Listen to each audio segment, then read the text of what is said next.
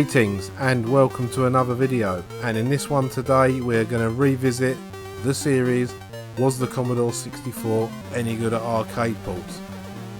And today we're going to do some more modern ports, stuff that's come out in the last 5 or 6 years, because there's been some real good ones.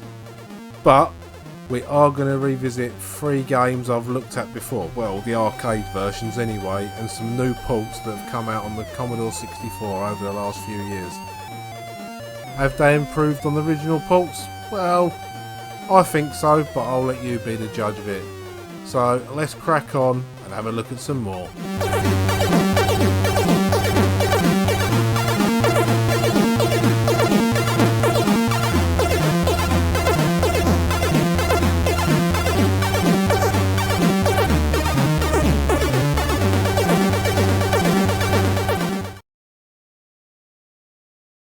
First up today, we have got Konami's first major worldwide hit, Scramble from 1981. A classic horizontal shoot 'em up, one of the first early horizontal shoot 'em ups, and this game makes a noise that really rang out across the early arcades. So let's get a game on. It starts with a little fanfare, and then it's all about the shooting and all about the bombs. You've basically got to work your way across the landscape, blowing the absolute fuck out of everything. And you want to hit the fuel tankers, as that's what keeps you going. Obviously if you get hit by anything, you lose a life. But you determine the length of that life by the amount of fuel stores you hit. Now this game had many rip-off clones on all the home systems.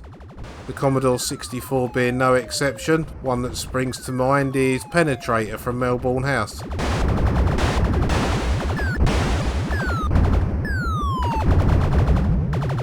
This is a great shoot 'em up. I find with these little alien things, these little flying saucers, it's best to sort of dart up and down to spread your bullets out. But while you're shooting them, don't forget you're still going to need fuel.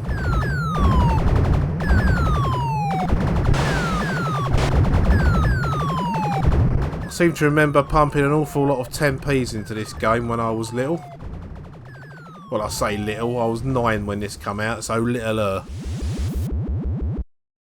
Oh great, fucking fiery comet stage.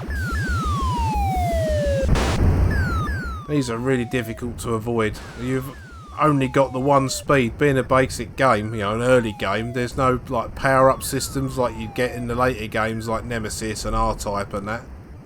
So you're literally stuck with your shots and with your bombs and the speed you start with. It's all in the hand-eye coordination, of which I don't have as much as I used to have.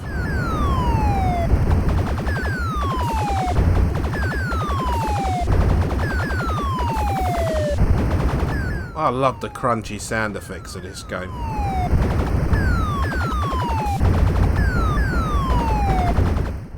Bloody close. Right, so we got through that. This bit is particularly difficult because of how close you fly to, and that's the end of that. Yeah, absolute classic. I mean, if you don't know Scramble, are you really a retro gamer?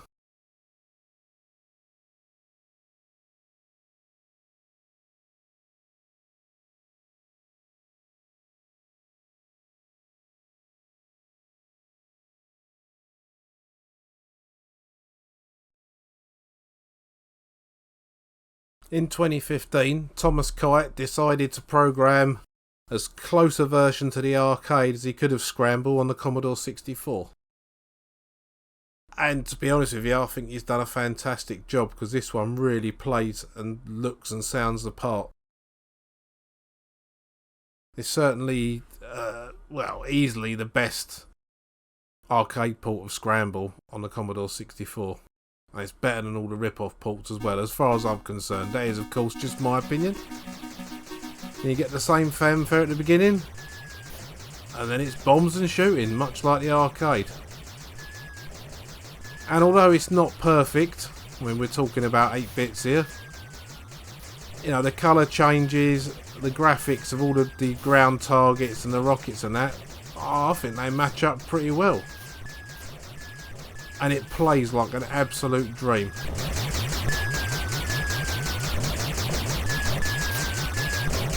Now this is a game, like a lot of them today, that you can pick up for nothing online. You know, they are free to download, free to play, which is great.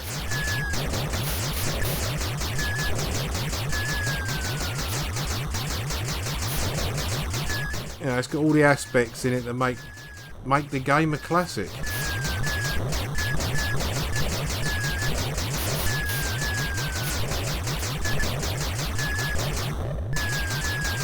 Imagine if a Scramble this good had come out in 83, 84. Everyone would have said, oh, it's arcade perfect. I mean, the only real difference between this and the original, apart from obviously the slightly chunkier graphics, is the fact that you're collecting oil rather than fuel. But other than that, spot on.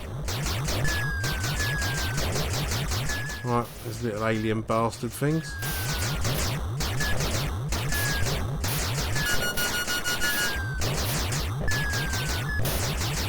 Again, much easier if you zip up and down than just trying to shoot them.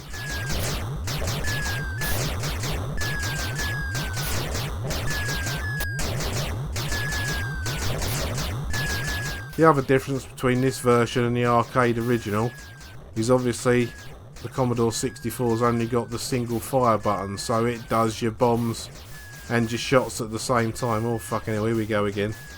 Yeah, it does your shots and your bombs at the same time, whereas on the arcade cabinet you had two separate buttons. But I used to hammer both of them anyway, so it didn't make that much of a difference to me. In fact, if anything, it made this one easier to fire. Not so easy to avoid them though. And being on the 64, this is silky smooth scrolling, and you know, the sprites move about lovely.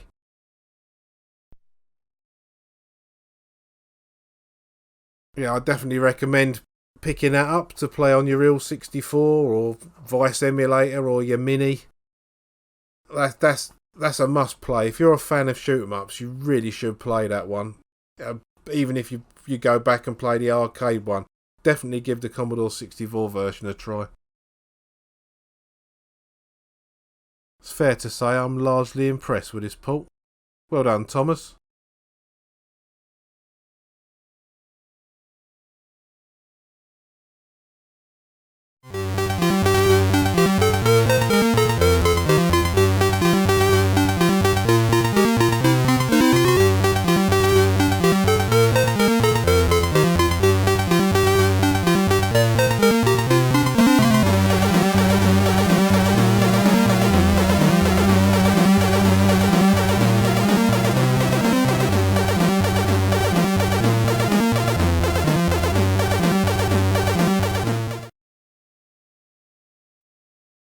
Next up, a game about frogs. Frogs that can't fucking swim. Yeah, it's Frogger. And this is a game that came out in 1981, developed by Konami and originally published by Sega. And this is a really successful game. I mean, when you consider, by 2005, and this is according to Wikipedia, which I don't use as my only source of information, but it's handy for this one. It's sold 20 million copies in all its various home video incarnations. And 20 million for a video game is a fairly high number. So anyway, the object of the game, as you'll probably know, is to guide your frogs into the frog homes on the other side of the screen, well, the top of the screen. Avoiding various hazards including traffic and turtles that sink, and the aforementioned non-swimming frogs. Well, they die if they go in the water. It's another iconic title. And there you go. died because he went in the water. And this game has a sound to it that used to ring out in arcades.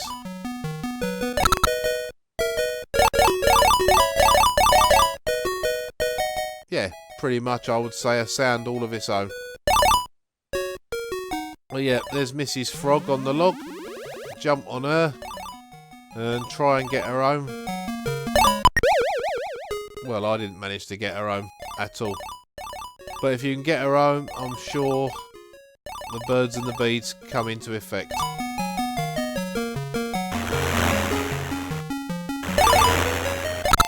Well, that's 3. Obviously, you're up against the timer. There she is again. Yeah, I've really cocked that up. That's the arcade version of Frogger anyway.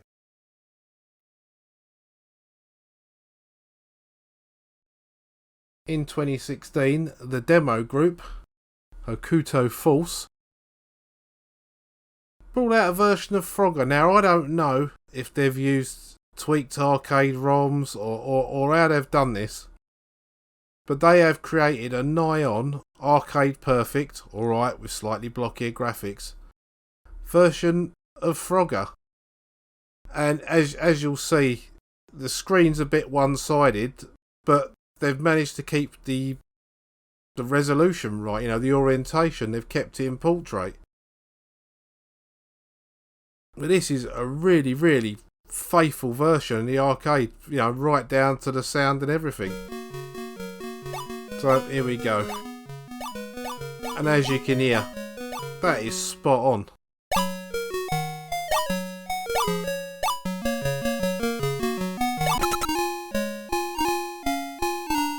Everything about it, even jumping on cars.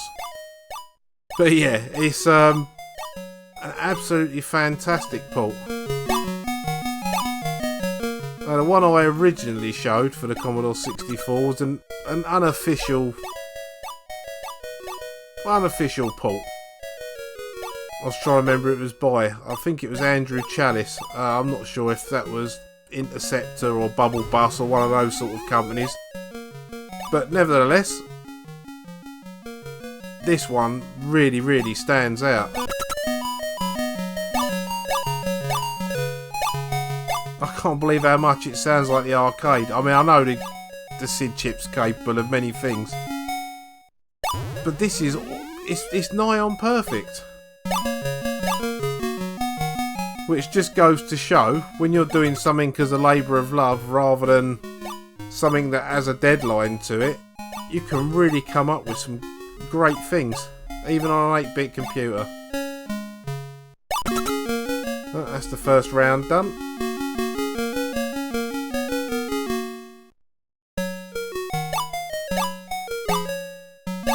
But yeah, I mean, Frogger is a fairly repetitive game. A lot of the early arcade games were repetitive. But there's a few more things chucked in now, more cars. I think we even get an alligator or a crocodile on here. Don't jump in his mouth is the order of the day there. Yeah, like I said earlier, I don't know if they've used any tweaked arcade ROMs for this. But this is another amazing port. It's certainly the best version of, we call it traditional Frogger on the 64. Let's jump on Mrs. Frog.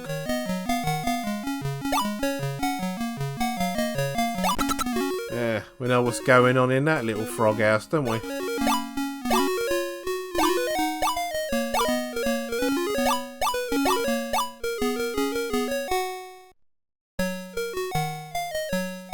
It's lovely and smooth. Frogs still can't fucking swim. That's a real downside with this game. If you watch the previous video, you'll know exactly what I think about that, because I may have had a bit of a rant about it. But yeah, what a thoroughly decent port. In fact, it's better than decent, it's an excellent port. I would highly recommend getting yourself a copy of that. You need to play it to believe it.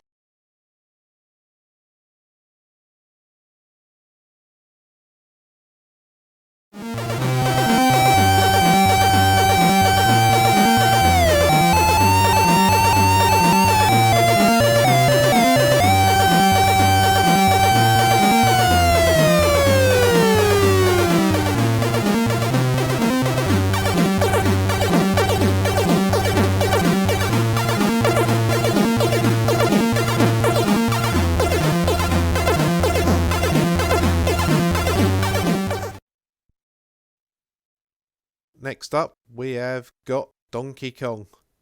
Quite a famous game, spawned many a character, namely Donkey Kong himself.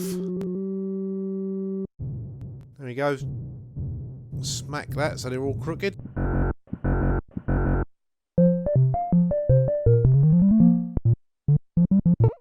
So, you play the part of, in this game, an unnamed character who later went on to become Jumpman, and then Mario, which is a character I'm pretty sure everyone knows.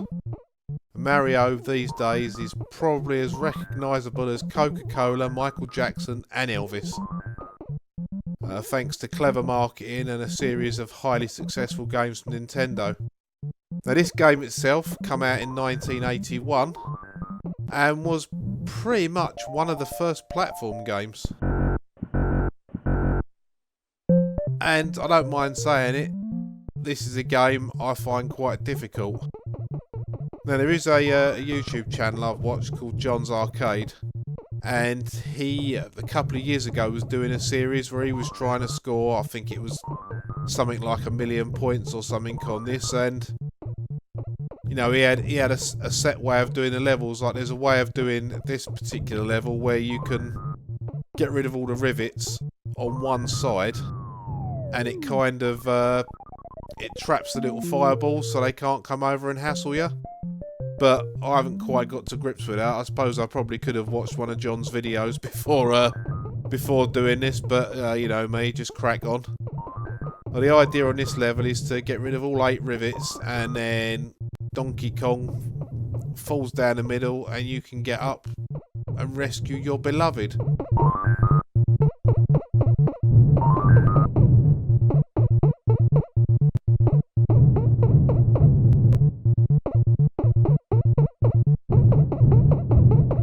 But yeah, this is a fairly addictive and fairly difficult arcade game.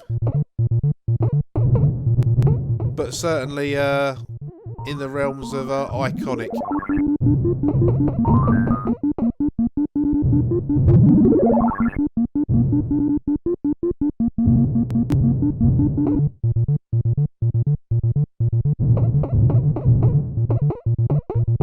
You can recognise this one in the arcade because of its pretty sure it was a bright light blue cabinet, and it was one of Nintendo's standard size cabinets they had for all their early games.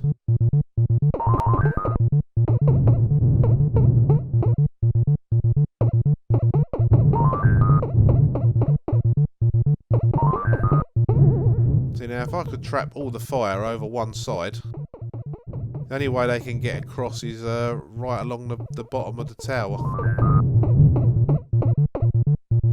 Doesn't always work though, and in fact in this one I know it's not going to work, especially when you jump into them like that.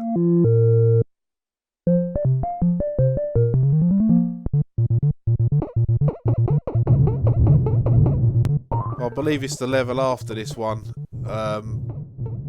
that I find nigh on impossible, the ones with the bouncing springs that come across. You're not going to get to see that in this video, I can guarantee it. But I'm pretty sure most of you know it, and as you can see, you cannot fall through the levels. Nice game over on that one, but due to a very low bar being set, I've managed to get first on the score sheet. How about that?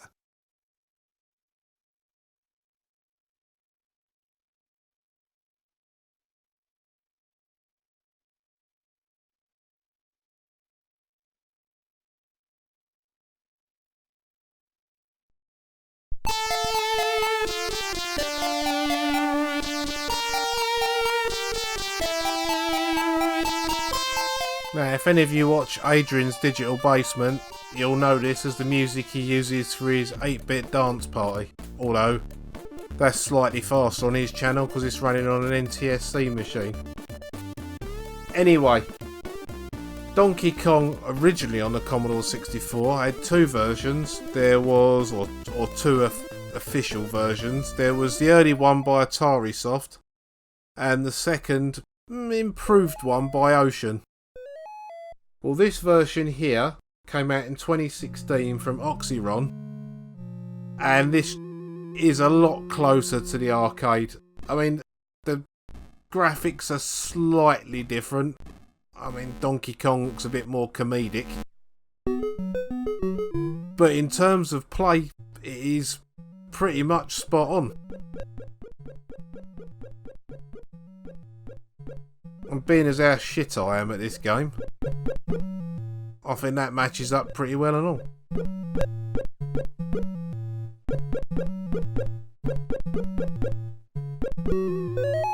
Oh, cocked up here.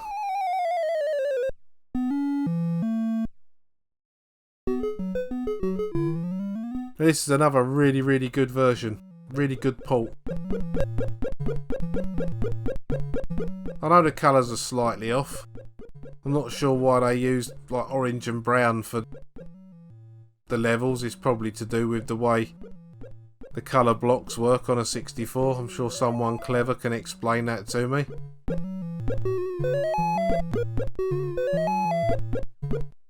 Oh, for fuck's sakes.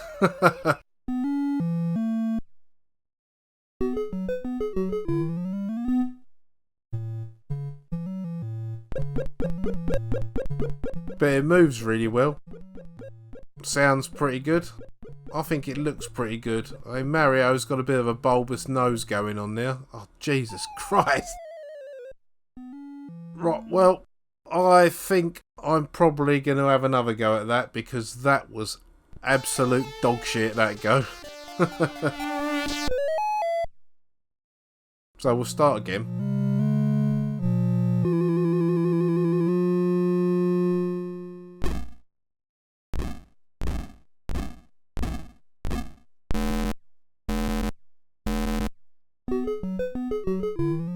Hopefully I can get higher than the first level. Here we go again.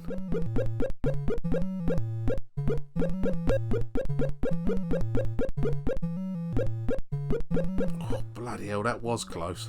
I don't like the look of these double barrels when we get up there out of the way.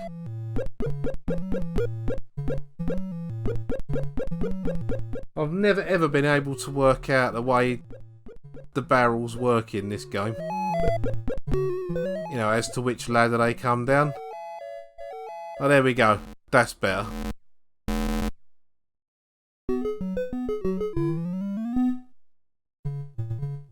So again, the colours are slightly different here, but it doesn't really detract from the gameplay. I quite like the little bits of shading they've put on the actual platforms.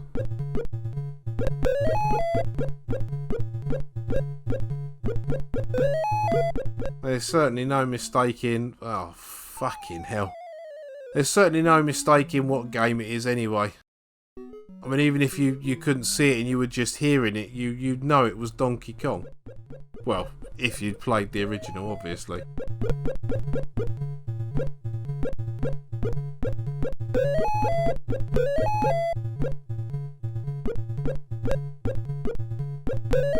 I mean, one day I'm actually going to sit down with this game and try and work everything out, because I know there's patterns in all of it.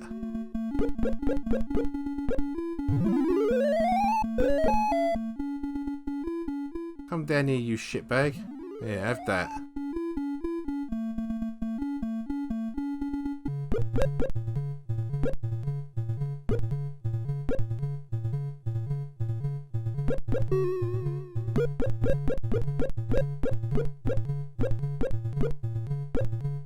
Oh, bloody hell. They do seem to overcrowd you, even though there's only 5 of them on the whole screen. Right, let's see if the ladder jump. No. I wanted to jump and grab the hammer. and see if I can bounce back in again like you can on the arcade version. So we'll just try that yet again. But yeah, I do like the fact that they've kept this in portrait by chucking the scores and the lives and that down the side.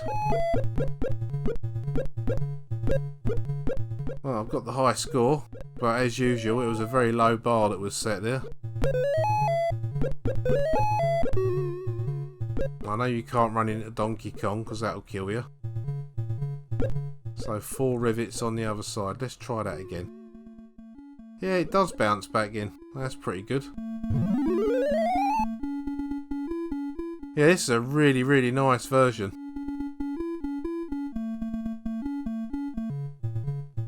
It'd be interesting to hear what a Donkey Kong aficionado would make of this.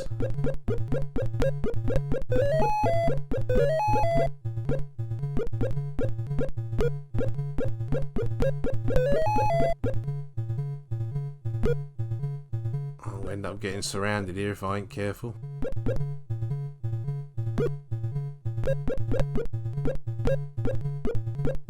If I can get over and get that hammer, give them a sound thrashing.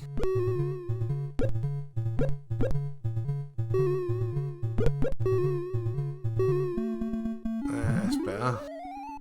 You watch them all fuck off up to the top now. I've got the hammer. Oh no, he's kind of stayed there. Anyone else coming down for a piece? Yep, you can have that as well.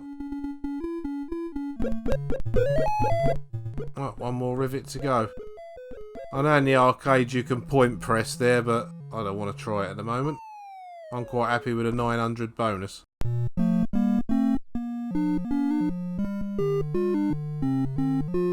I can never remember if it's the spring level next. No, 25 metres, so that'll be level 1 again.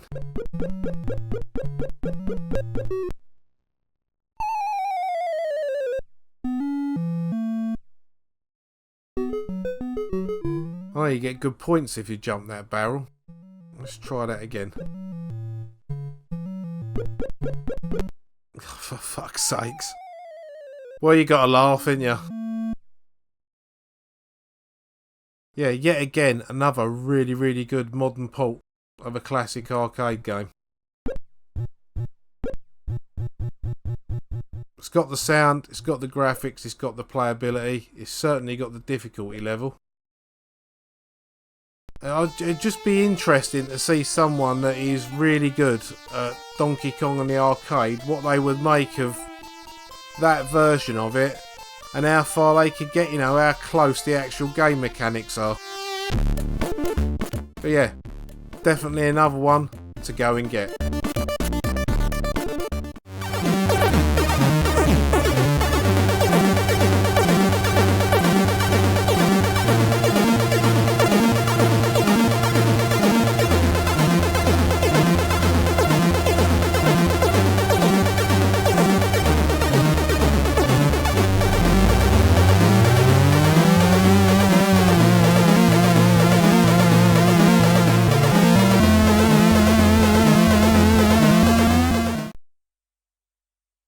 Mame, or as it's better known in the West as Ghosts and Goblins, is a 1985 game from Capcom.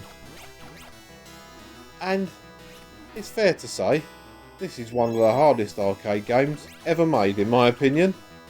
Because not only is it absolutely bastard fucking hard to get to the end of this game, when you get there, you have to do it all again. I'm not kidding you. It's literally, well, most of you watch my channel should know that anyway. You literally have to complete it twice. And it is really, really hard. I mean, just look at these things. They appear out of the ground underneath you, these zombies. There's stuff all over the place. But saying that, it is still fun to play. I don't find this game particularly infuriating. I find it difficult. Yeah, alright, I find it impossible. There's no two ways about it. This game is as hard as nails. I mean, if you accidentally end up picking up the fire weapon, well, you might as well just reset the machine and start again.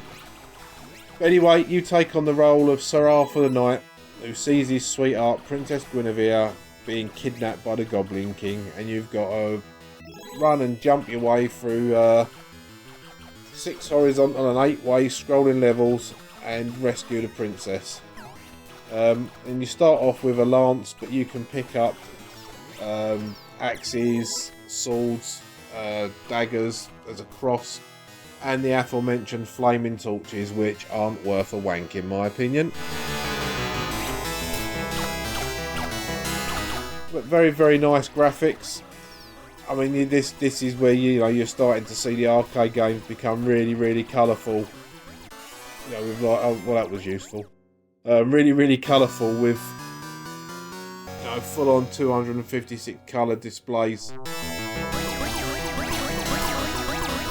and the sound's progressing. You're starting to get a really, really advanced sound on the games as well. Definitely not a game for the faint-hearted, because it's set with demons and stuff like that. It's just it's bloody hard. I mean, the name of the game itself, Nakamura, the Japanese game, translates pretty much as Demon World Village, as far as I know. Someone can correct me if I'm wrong.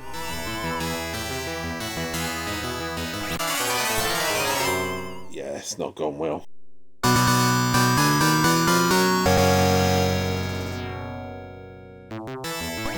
I do like the map. I think that was one of the first games to do that. So I'm already down to my pants here. Let's see how we get on. Them plants that spit out the balls at you are a real pain in the arse. As are these. But I'm not sure what they are. Weird floaty things that throw spears at you. Or as a mate of mine used to call them, sausage rolls. Yeah, we're getting towards the end of level, guardian, boss, whatever you want to call him. Some big meathead that chucked a fireball at me, and that's the end of that. Game over. Quite an iconic game of the time. I think most of the ones that I've included today are, really well-known games. I mean, if you're watching this channel and you don't know what these games are, I'll be very, very surprised. But that is Ghosts and Goblins on the arcade.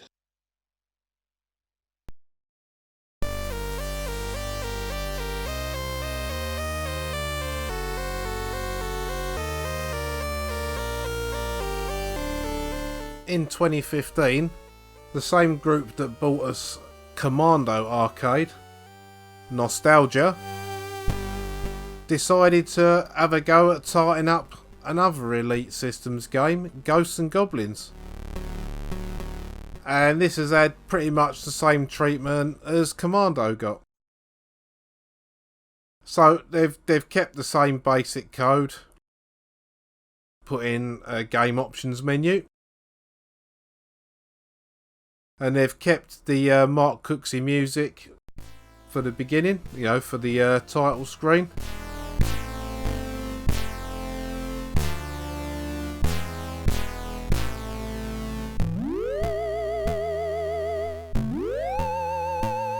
Which, let's be honest, is quite an iconic Commodore 64 piece.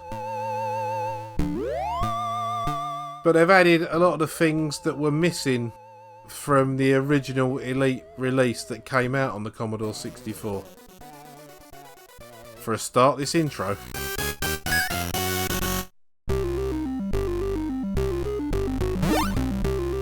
And although it hasn't got the arcade music, it has got a different in-game tune.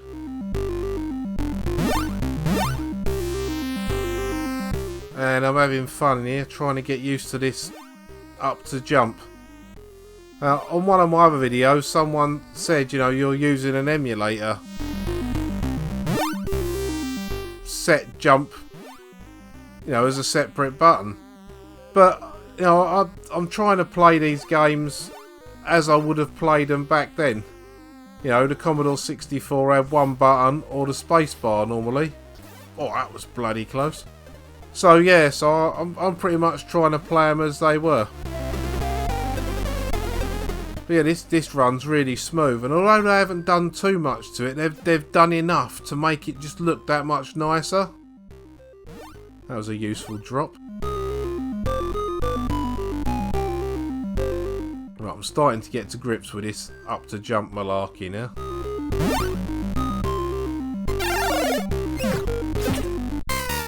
Bollocks. Oh, and they've also added the map as well, which is really nice.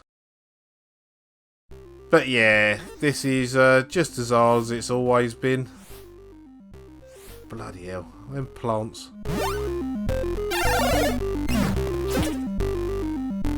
Well, at least I had my armour on when I got shot that time.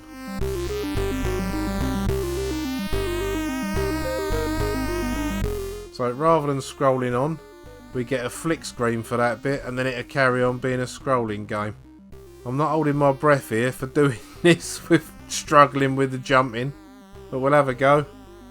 Oh, first time.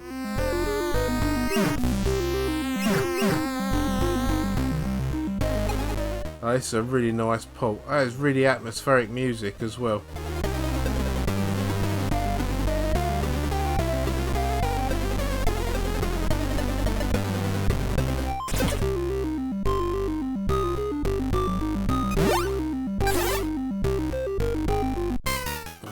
Christ. We'll just do that bit again. Well, at least I haven't got to go across that little floating island this time.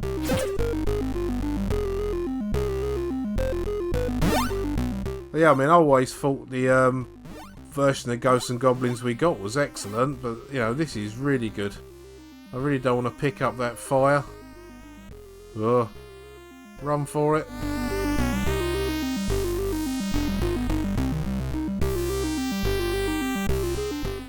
Bloody things. Oh, that's handy. Scrolling off the screen got rid of the fire. That's a tip to remember if you ever get stuck with it in front of you.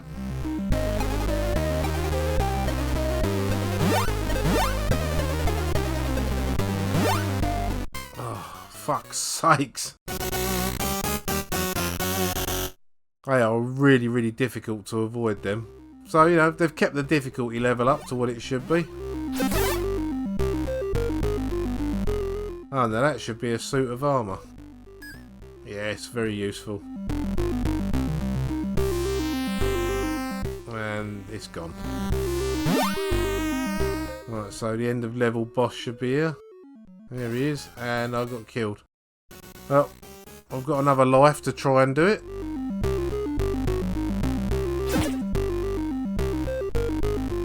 Oh, I don't need it this time. I bet you I don't get 2 hits in my armour, but it has got rid of them flying, spear chucking sausage roll monsters.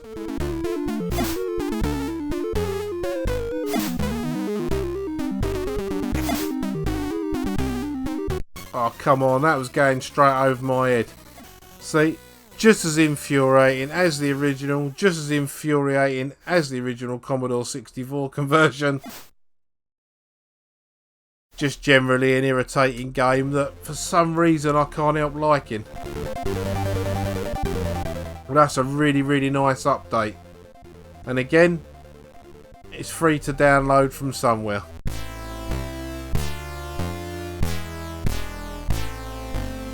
That looks very much like I've got the high score. Once again, the bar has been set low on the high score table.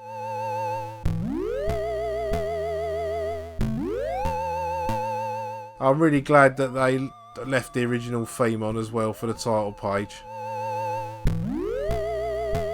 So I'm going to let it play out with that. Get this one. It's really worth having.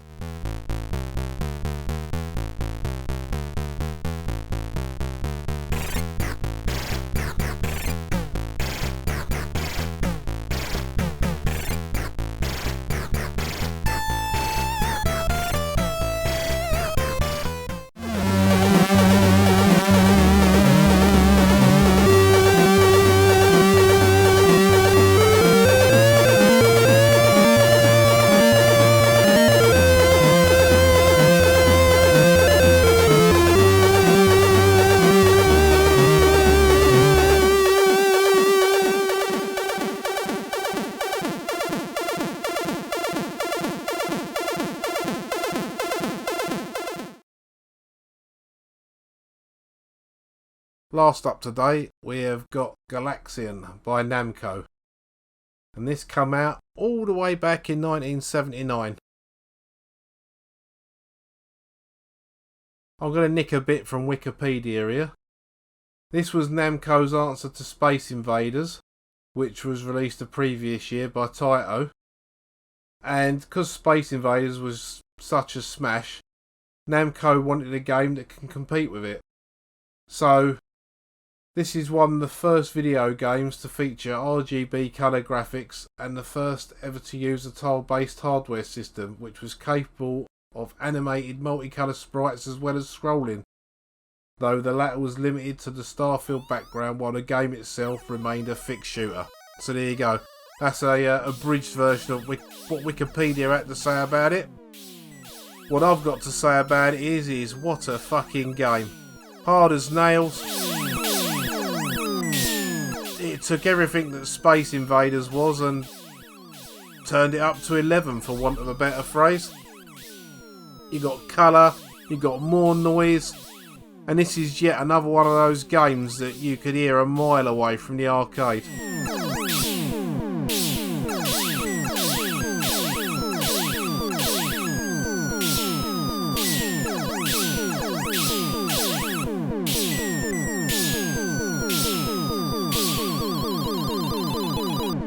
Yeah, an iconic game. I could listen to that for ages.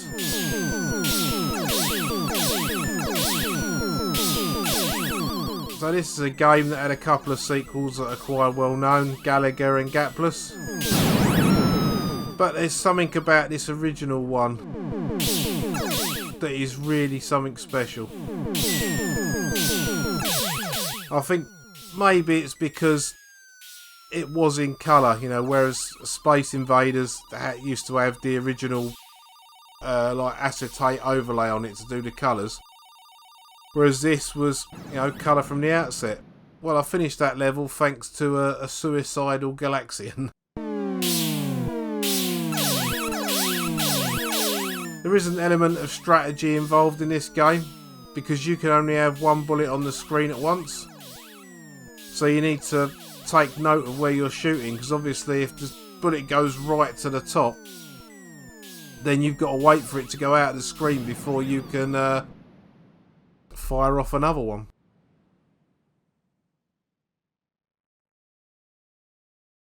But yeah, that's a bona fide classic. It's amazing to think that that was at the time of writing 42 years ago. And, you know, to me it doesn't seem that long ago, but I was 7 when this came out. And it just doesn't seem that long ago to me. But yeah, that is definitely one of my favourite arcade shooters. I'm not very good at it, but it's just the sound and the graphics, as usual. Galaxian DX is by far the most recent game that I've looked at while doing all of these videos, as at the time of recording this has only been out a few weeks, and this is from Arlosoft, and I think it's Nick that does all the programming, and he's done a string of games. He's done Galaga, and I believe he said somewhere that this Galaxian was based originally on the coding for that. And the thing I like about this, amongst other things, is the fact that the border's being used for your ship. So it gives you that much more screen real estate. But I mean, look at it and listen to it. What a port. If we'd have had this back in the early days, this would have been a complete game changer. Hasn't changed the way I play the game, obviously.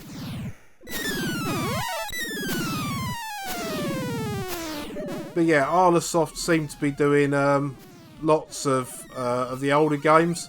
I know that there's a Robotron 2064. See what they did there in the works. So I'm looking forward to that as well. But going back to Galaxian,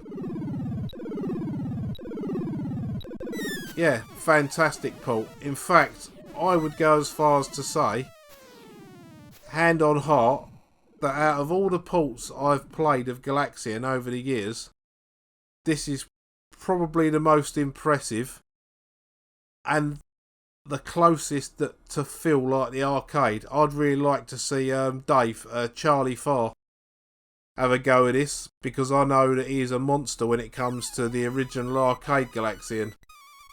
Right, well, I'm having another go because, well, my last go was pretty shit. I at least want to clear a wave. But listen to that.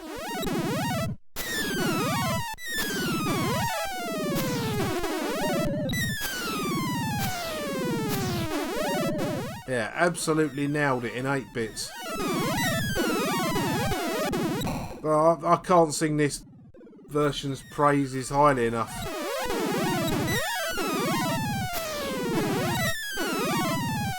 It's almost like the arcade at home, had it have come out back then. Oh, that was bloody close.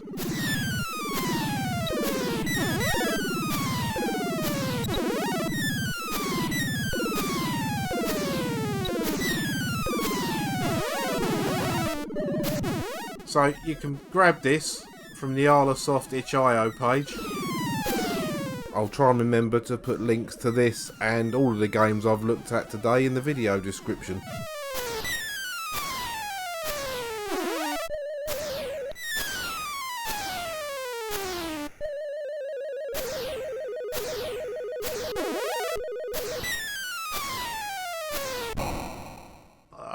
Just as suicidal as they are in the arcade game. See? That's how close he's got it.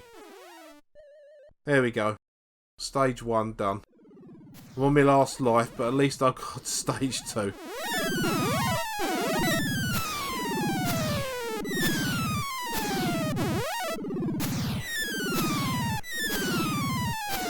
See, again, this is how you do a port properly. Yeah, alright, it's a little bit chunky compared to the arcade original, but you expect that on the 64. It's got a lower resolution,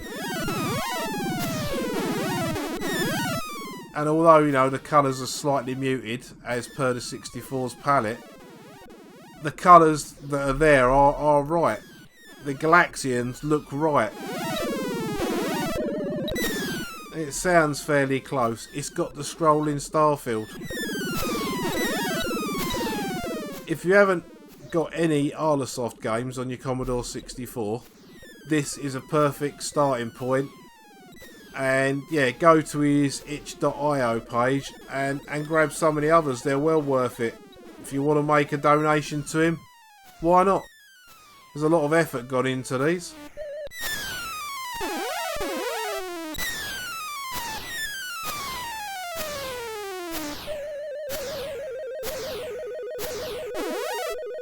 Will I manage to get another wave done? No.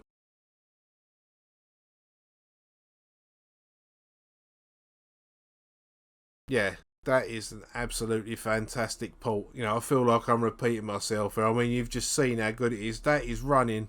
Alright, it's emulated, but that will run on a Commodore 64. Just like that. And also, saves the ice scores, which is brilliant.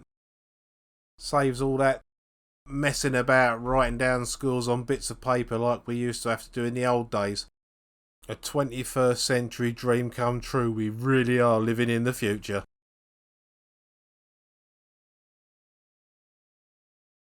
So yeah, that is Galaxian by Arlosoft on the Commodore 64. Again, an absolutely fantastic port. One of the best arcade conversions I've played on the system.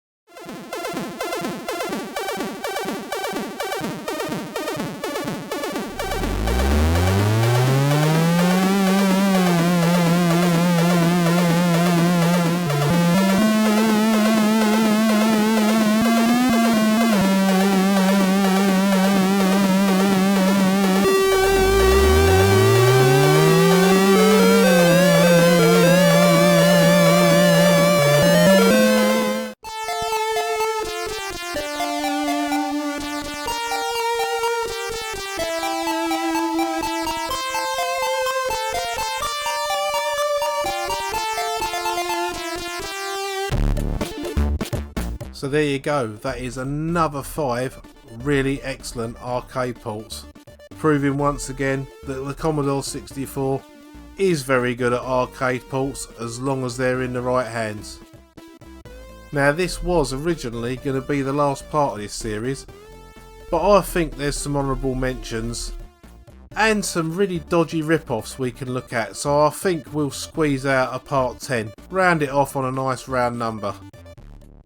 So today I'm going to play you out with the music from the 2016 version of Donkey Kong, which is by Sasha Ziedler, who also goes by the name of Linus. And if you do watch Adrian's Digital Basement, you can have an 8-bit dance party right now, albeit at 50 Hz. But until the next video, I will say thank you very much for watching, and laters.